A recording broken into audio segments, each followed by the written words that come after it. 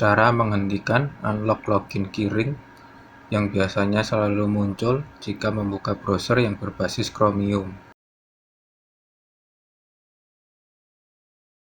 Untuk menghentikannya, buka terminal.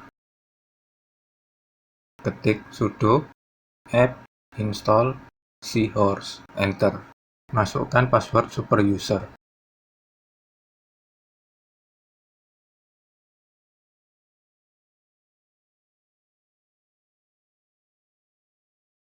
Buka menu aplikasi, ketik pas, klik password and keys. Klik tombol back pada aplikasi. Klik kanan pada folder login. Klik change password. Masukkan password superuser. Klik continue. Dua baris ini dikosongkan saja. Klik continue.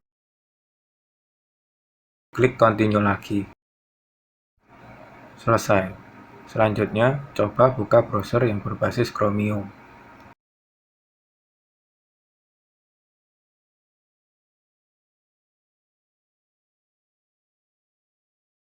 Sekarang langsung terbuka tanpa unlock login keyring. Sekian, jika bermanfaat bisa klik tombol like-nya. Terima kasih.